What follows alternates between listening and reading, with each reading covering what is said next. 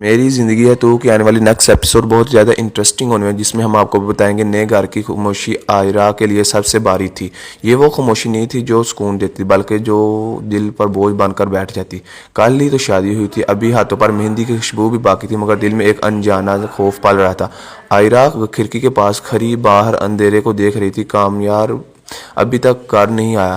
پہلی رات، پہلا دن اور پہلا انتظار۔ دادی کی آواز پیچھے سے، آئرہ بیٹی میں مضبوط رہنا سیکھو، تم نے یہ راستہ خود چنا، اب ہمت بھی خود ہی پیدا کرنی ہوگی۔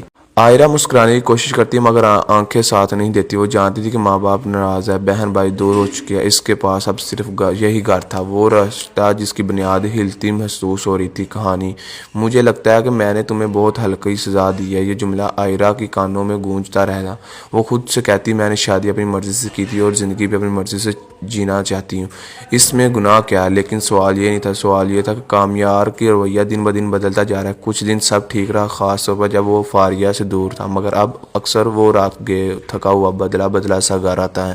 آئرہ سمجھ جاتی ہے کہ بات صرف تھکن کی نہیں، کامیار اور آئرہ کے بیچ خاموشی بری رہی تھی، وہ کہیں نہ کہیں اس خاموشی میں فاریہ کا سایہ موجود تھا۔ کامیار جانتا تھا کہ آئرہ خاموش نہیں ہے، اسے سب معلوم تھا، پھر بھی اس نے شادی کی اور اب وہ اسی فیصلے کی قیمت وصول کرنا چاہتا تھا۔ دوسری طرف فائرہ جانتی کامیار کی شادی ہو چکی ہے، پھر بھی جب وہ اسے ملنے آتا ہے وہ خود کو خاص محسوس کرتی ہے، اسے لگتا ہے کہ کامیار اب بھی کمزور ہے، ابھی بھی ویسا ہے جیسا پہلے تھا۔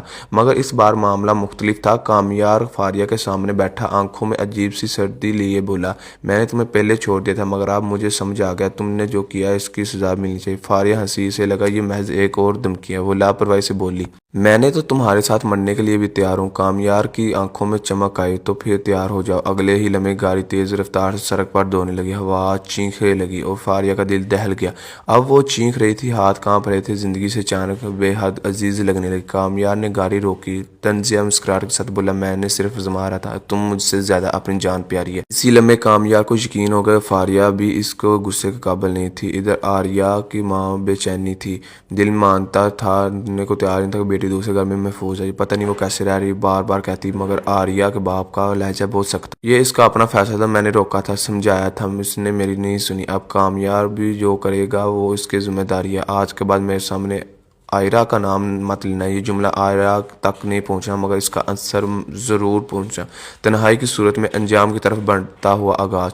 آئرہ اندر سے ٹوٹ چکی تھی، مگر تو مکمل طور پر، مگر اسے ٹوٹ پھوٹ کو وہاں اب سہارا بنانے کی کوشش کر رہی تھی۔ اس کے پاس کوئی اور رشتہ نہیں بچا تھا، ماں باپ دور، بہن بھائی خاموش اور شوہر اجنبی۔ کامیار کی حرکتیں اسے اندر سے اندر کھائی رہی تھی، وہ فیڈ اپ تھی، مگر دادی کا ہاتھ اس کے سر پر تھا۔ آئرہ تمہیں اپنے فیصلے پر قائم رہنا ہوگا، تم جانتی ہو اب یہی تمہارا امتحان ہے۔ آئرہ آئینے میں خود کو دیکھتی ہے، آنکھوں میں خوف ہے، مگر اس خوف کے پیچھے کہیں نہ کہیں ایک ضد بھی جنم لے رہی ہے۔ یہ مشکلات کا آغاز، اور آئرہ کو ابھی اندازہ نہیں کہ کامیار کس حد تک جا سکتا ہے، یا یہ کہ وہ خود کتنی مضبوط بننے والی ہے۔ کامیار جب گھر آتا ہے تو وہ نشے کی حالت میں دودھ ہوتا ہے، نہ اس سے صحیح طریقے سے چلا جا رہا ہوتا ہے، تو آئرہ اس سے کہتی ہے، کامیار جی تم نے کیا حالت بنا رکھی ہے؟ تو کامیار آئرہ کو دھکا دے کرتا ہے، آئندہ کے بعد مجھ سے ٹچ نہ ہونا ورنہ تمہیں جان سے مار دوں گا۔ آئرہ یہ سب حرکتیں دیکھ کر بہت ہی زیادہ پریشان ہو جاتی ہے۔